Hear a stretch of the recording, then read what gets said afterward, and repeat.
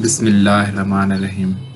السلام علیکم دوستو، میں ہوں علی رضا اور آپ دیکھ رہے ہیں روح انسان۔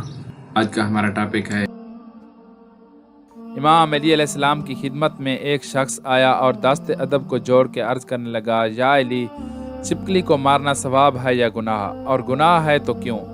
تو بس جیسے ہی یہ پوچھا گیا تو امام علی علیہ السلام نے فرمایا، اے بندہ خدا، اس زمین پہ کچھ مخلوقات ایسی ہیں جو انسان سے ناخوش ہیں، اور انہوں نے شیطان سے وعدہ کیا ہوا ہے کہ وہ انسان کو ہر طرح سے نقصان دے گی۔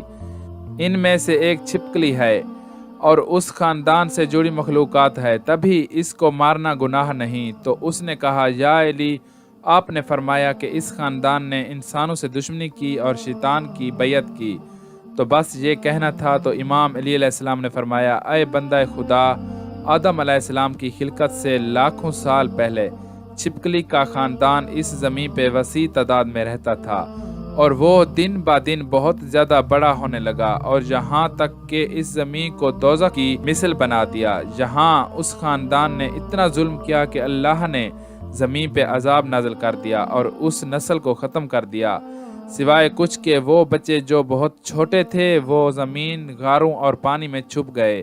جیسے جیسے وقت گزرتا رہا تو وہ بغض اور حسد اپنے وجود میں بے انتہا رکھتے تھے، یہاں تک کہ آدم علیہ السلام کا زمانہ آ پہنچا تو شیطان نے اس خلقت کے وجود میں یہ بات ڈالی کہ تمہاری نسل کو اس آدم کے لیے ختم کیا گیا۔ تبھی سے اس نسل کی مخلوقات انسان سے نفرت کرتی ہے اور کوشش کرتی ہے کہ انسان کو نقصان پہنچائے۔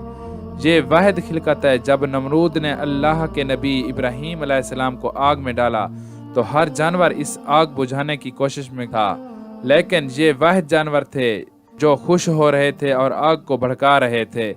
تبھی سے اللہ نے اس پہ لعنت بھیجی، اس لیے اس کو مارنا یا اپنے گھر سے بھگانا گناہ نہیں ہے۔ دوستو، آج کی ویڈیو بس یہیں تک تھی۔ امید ہے آپ کو پسند آئی ہوگی۔ اپنی رائے کا اظہار کمنٹ سیکشن میں ضرور کیجیے گا۔ اگر آپ نے ہمارا چینل روح انسان سبسکرائب نہیں کیا تو جلدی سے کر لیں، کیونکہ ہم آپ کے لیے ایسی اچھی ویڈیو لاتے رہیں گے۔ ملتے ہیں ایک نئی ویڈیو کے ساتھ، تب تک کے لیے اپنا خیال رکھیے گا۔ اللہ حافظ۔